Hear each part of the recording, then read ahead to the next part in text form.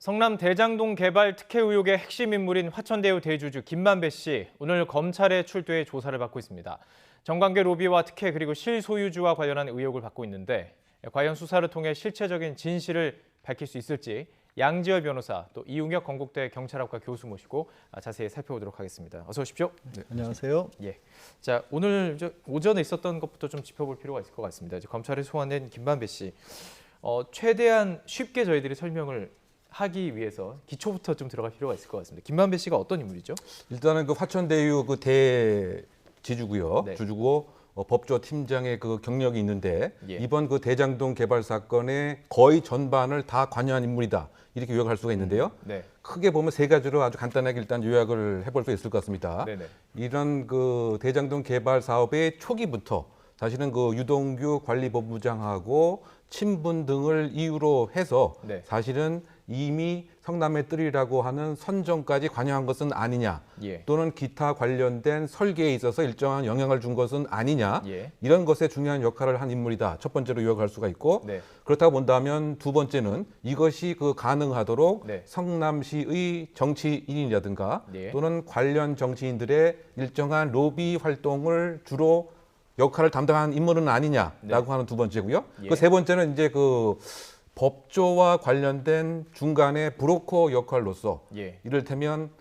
화천대유의 공식적인 방어권 행사든 아니면 일정한 행정 절차의 문제를 법적으로 덮기 위한 로비 창구든 네네. 또는 혹시 이것도 그 추측이긴 합니다만 예. 지금 그 이재명 지사가 이를테면 이 정치 관련된 선거법 위반 사항에 있어서 재판 거래를 하는 의혹 때문에 혹시 그 대법관에 일정한 영향을 행사한 것은 아니냐. 예. 크게 보면 이 세 가지 영역에서 예. 모두 주요한 역할을 한 인물로 요약할 수가 있을 것 같습니다. 예, 김만배 씨 관련해서 얘기를 하면서 어쨌든 이 사건의 전반적인 것을 모두 다 정리를 해주셨는데요. 저희가 지금 보여드린 그래픽을 한 번씩 다시 한번 보여드리면 좋을 것 같습니다.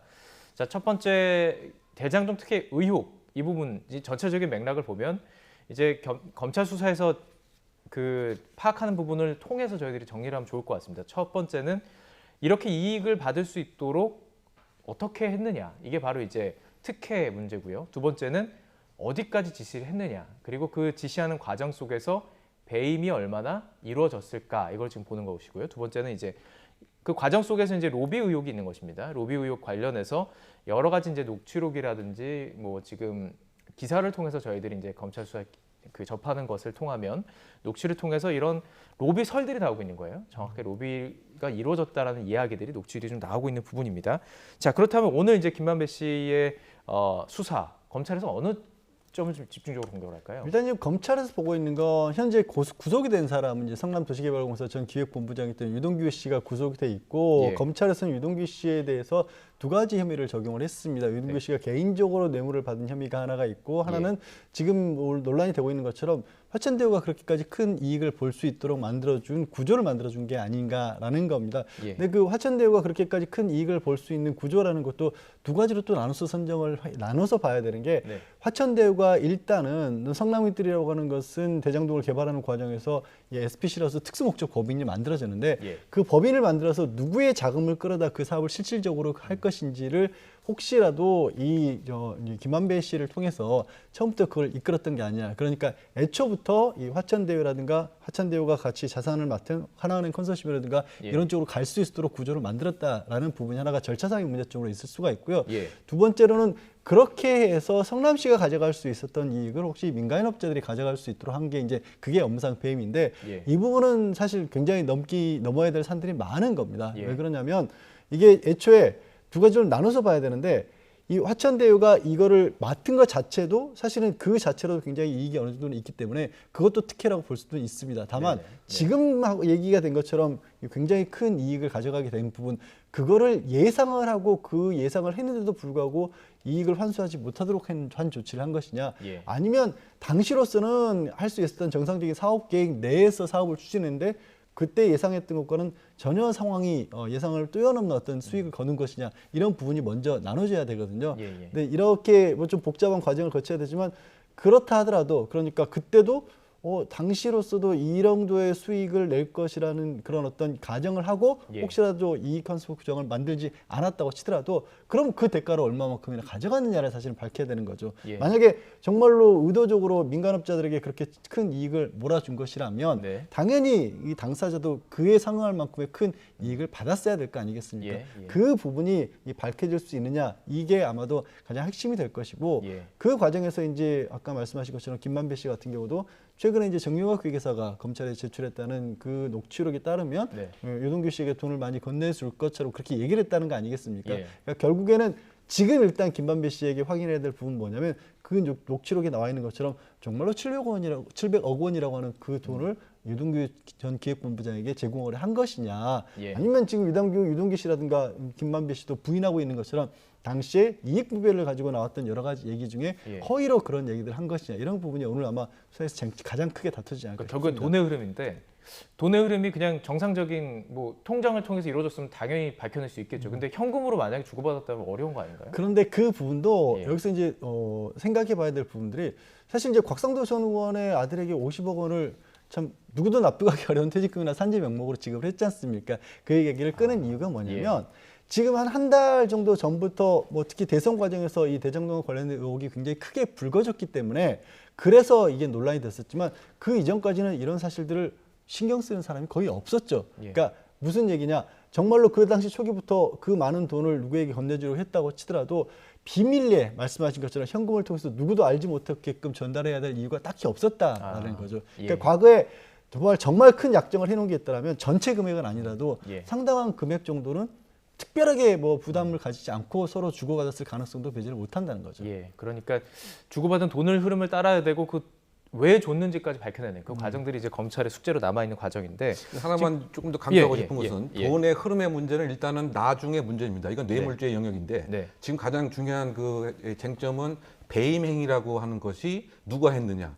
누가 지시를 했고 혹시 그 윗선은 어느 선까지 관여가 됐느냐 이 부분도 사실은 뇌물 못지않게 중요한 거죠. 사실은 이 배임 혐의가 입증이 되게 되면 뇌물 혐의도 자연스럽게 입증이 될 가능성도 있지만 예. 설령 뇌물 혐의가 여러 가지 그 현금에 대한 전달 때문에 입증이 못 된다 손치더라도 예. 배임 행위에 있어서 여러 가지 정황적인 증거와 구체적인 상황을 파악하는 건 중요합니다. 예. 왜냐하면 지금 그 실무진에서는 초과 이익에 대한 환수 그 조항 자체에 분명한 의견 개진을 한 번도 아니고 두 번에 걸쳐서 했음에도 불구하고 이것이 그 묵살이 빠진 됐다. 거죠. 예. 그리고 이것이 이제 이를테면 7시간 만에 빠진 이런 상황도 있고요. 예. 그렇다고 본다면 과연 이와 같은 그 행위 자체가 예. 일반적이냐. 그런데 이를테면 초과 이익과 관련돼서 하남시라든가 경기도에 있었던 다른 유사한 상황에서는 설령 민간 부분에서 일정한 이익에 대해서 공공부문이 먼저 그 환수를 해놓고 네. 그 다음에는 민간 부문에서는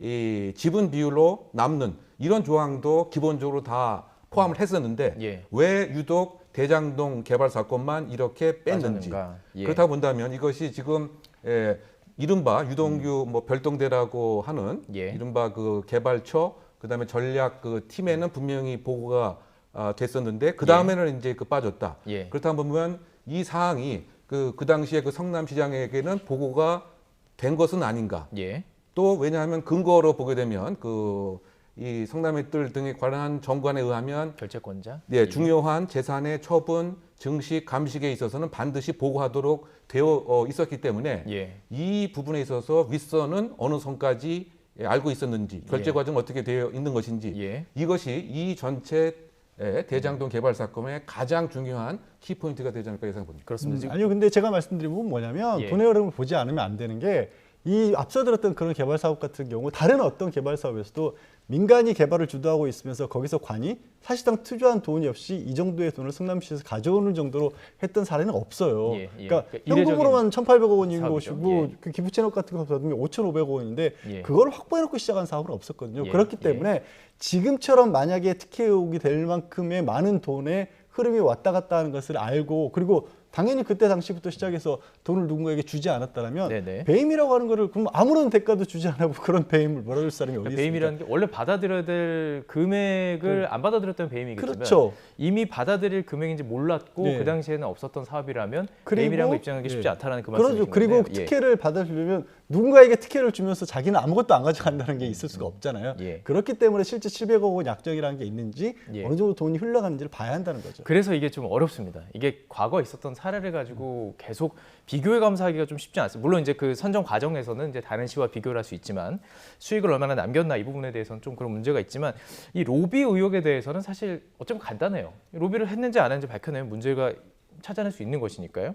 지금 그 천화동인 5호 소유주죠. 정영학 회계사가 제출한 녹취록에 계속 로비 의혹 얘기가 나오고 있어요. 이거 좀 정리 좀 해주시면 좋을 것 같아요. 그렇죠. 이제 그 정영학 이 회계사가 19개의 그 녹취록을 제출을 했습니다. 네. 그것에 이제 근거해서 여러 가지 로비가 있었던 것은 아니냐라고 하는 우리가 추정을 하고 있는 것인데요. 예. 기본적으로 김만배 씨의 와의 대화의 내용, 이를테면 정치 자금 실탄은 내가 마련을 해야 된다.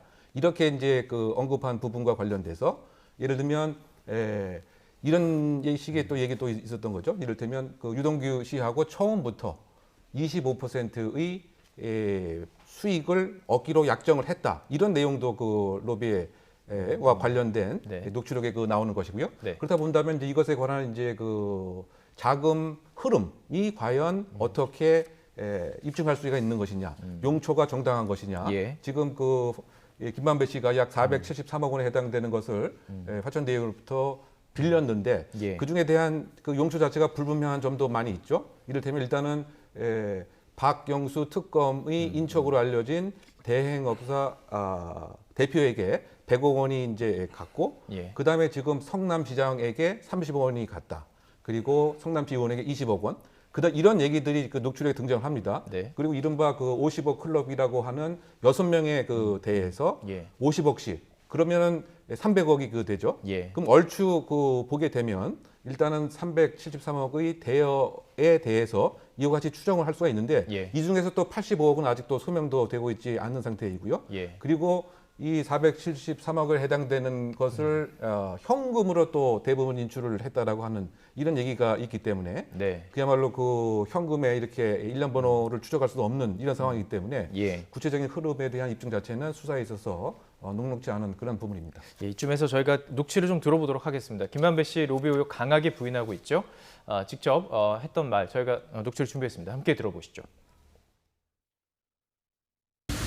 이유를 막론하고 이런 소동을 일으켜서 매우 송구스럽게 생각합니다. 정치권과 법조계에 350억 원 로비했다는 의혹이 제기된다. 어떻게 입장이 되십니까? 검찰 수사에서 성실히 협조하겠습니다. 천화동인 1호 실소유주 누굽니까? 그거는 바로 접니다. 그리고 지금 제기되고 있는 여러 의혹들은 실금 배분 등을 둘러싼 갈등 과정에서 특정인이 의도적으로 녹음하고 편집한 녹취록 때문입니다. 여러분 여기 계신 분들이 법조기자 대부분 법조기자이실 거라고 생각하는데 우리나라 이 사법부가 그렇게 세간의 호사가들이 추측하고 또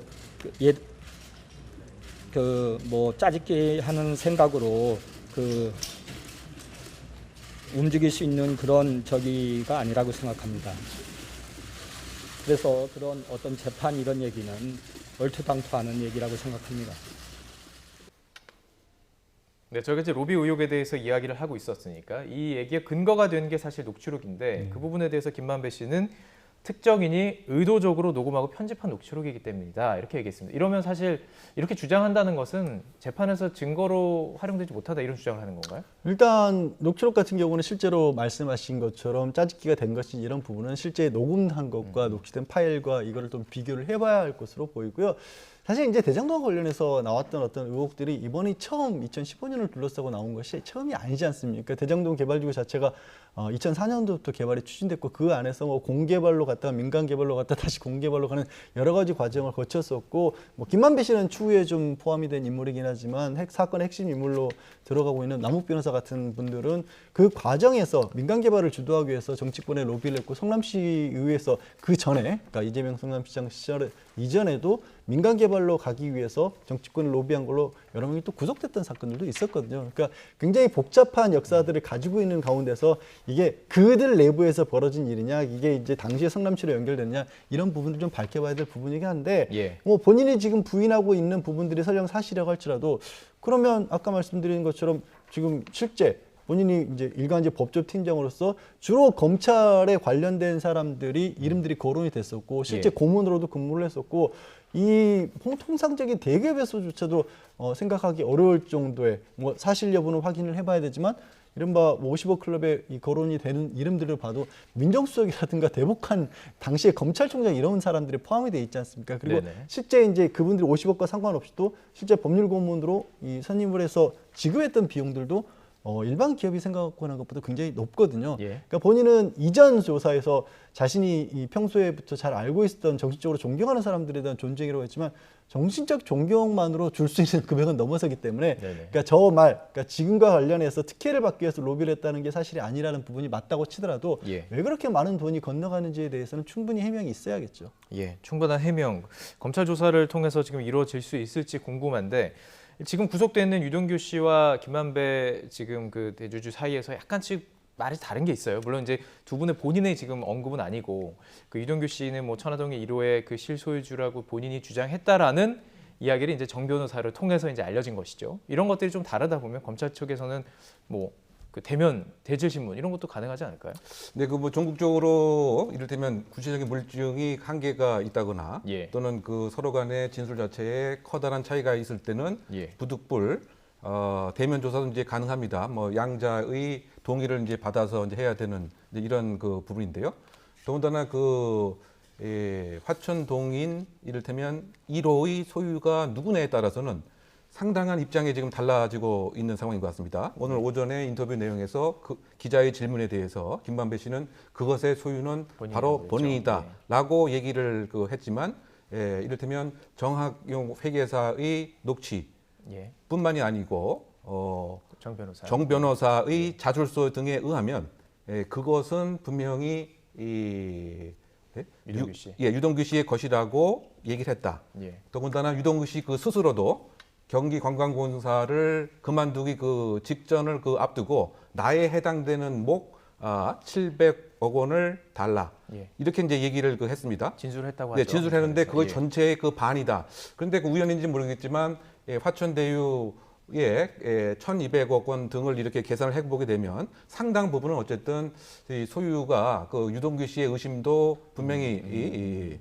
갈 수 있는 이런 부분이기 때문에 예. 이것은 이제 진술이 엇갈리는 이제 이런 부분이기 때문에 대질 조사 또는 또 다른 그 녹취의 그 확보 또는 녹취 전체의 평가 뭐 이런 것들을 판단을 해서 예. 결론을 내야 되지 않을까 생각해 봅니다. 예.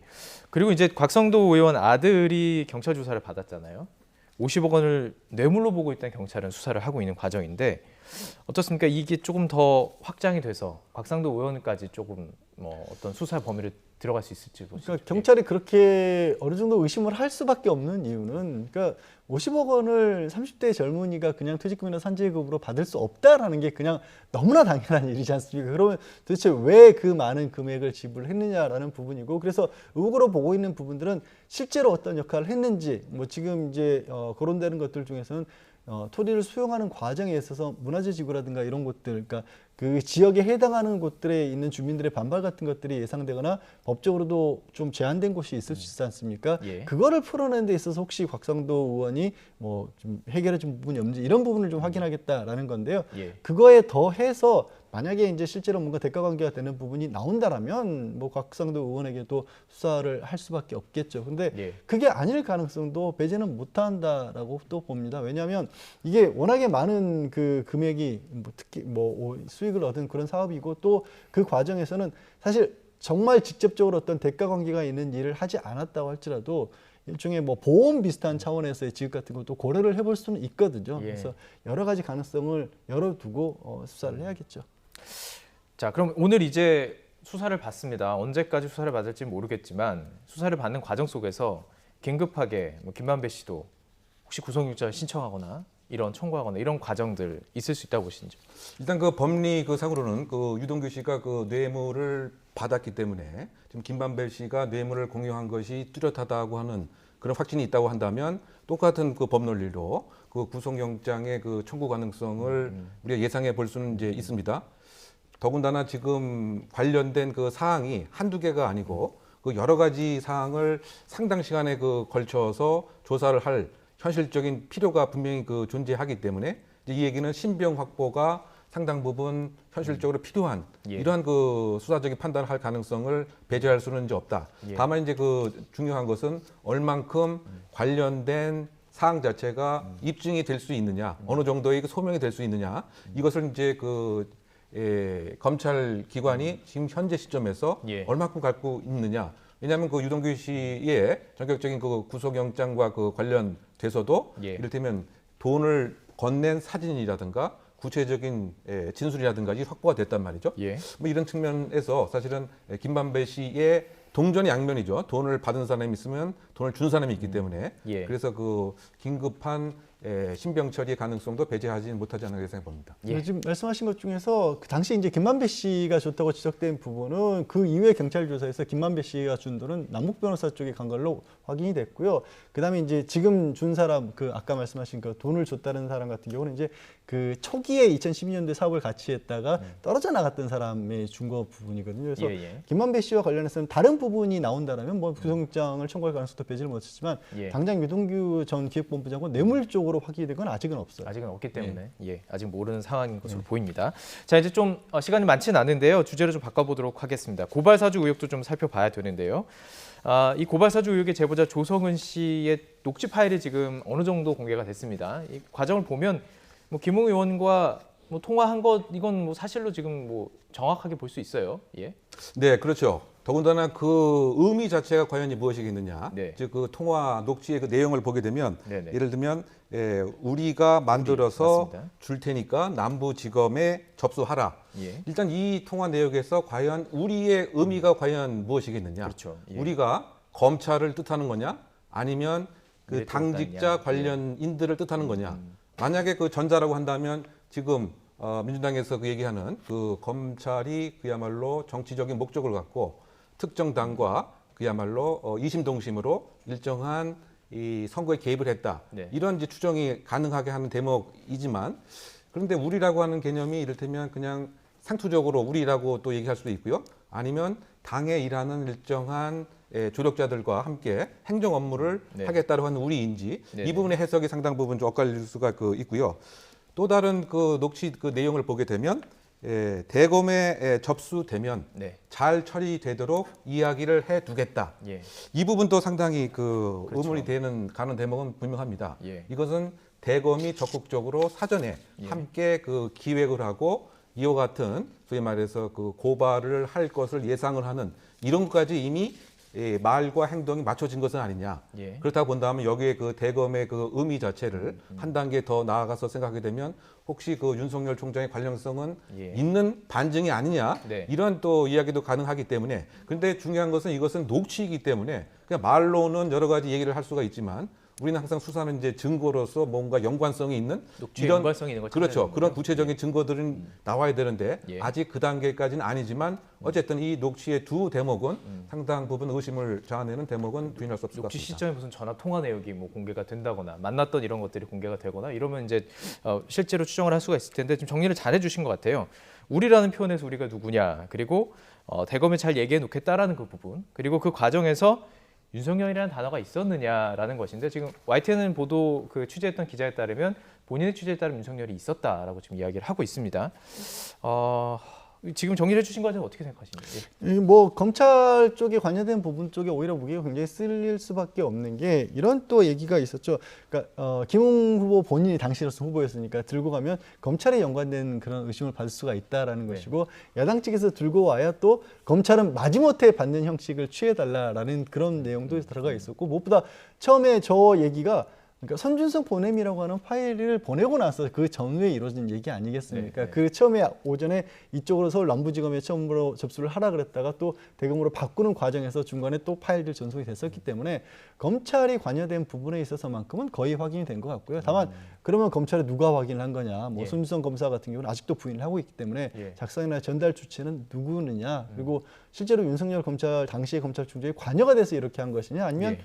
대검수사 정보정책과라고 하는 사실은 굉장히 공적 기관인데도 불구하고 검찰이 그동안에 또 뭐 대검에서 사실 이 검찰총장과 관련해서 뭐 제기되고 있는 의문들에서 공식적인 대응을 했던 것들도 나왔지 않습니까? 그런 차원에서 한 것이지 이런 부분들을 이제 추가로 확인을 해야겠죠. 그 공수처 수사 과정에서 어쨌든 검찰 수사 과정에서 밝혀진 지금 저희는 정확하게 모릅니다. 그냥 공수처를 이첩했다는 것만 아는 거예요. 그래서 지금 검찰의 관여성이라는 표현을 지금 쓸 수밖에 없는데 어느 정도 관여했는지는 아직 모르지만 어느 정도 검찰에 지금 움직인 것은 파악을 할 수 있다 이렇게 지금 볼 수 있는 거죠. 그러니까 원래 예. 최초 작성자가 누구인지 예. 이것은 아직 정확하게는 알려져 있지 않은 거죠. 그리고 우리가 그 관심을 갖고 있는 것은 윤 총장이 암묵적인 승인과 지시가 있었느냐. 네. 이런 연결고리에 관해서도 정확하게 밝혀진 것은 없습니다. 예. 다만 이런 녹취가 존재한다고 하는 사실 그리고 그 손 검사의 보냄, 손준성 보냄이라고 하는 파일이 존재한다 하는 것 예. 이외에는 사실상 이 직권남용이라든가 선거에 구체적으로 개입이 됐다라든가 예. 이것은 아직까지는 이제 정확하게 증거로서 밝혀져 있지 않은 이런 그 상태이고요. 네. 결국은 이제 그 휴대폰이라든가 또는 그 문건에 있어서 태블릿 결제에 예. 내용이 있다든가 네. 또는 그 판결문과 관련돼서는 구체적으로 누가 주인공이었는지 예. 예. 이런 것들이 사실은 아직까지는 이제 밝혀져 있지 않은 이제 이런 그 상태이기 때문에 예. 더군다나 우리가 이제 관심을 갖고 있는 것은 지금 그 대선 경쟁을 하는 경선 시기에 왜 갑자기 그 녹취록이 또 복원이 됐는가에 대해서는 또 국민의 입장에서는 이것은 사실상 그 정치적인 의도가 의심이 된다. 김은경도 그렇게 주장하고 그렇죠. 있고요. 예. 그 반대로 또 이와 같은 것을 국정원장과 함께 기획을 한 이 사실에 관해서는 정확하고 과감한 수사가 현재 왜 없느냐?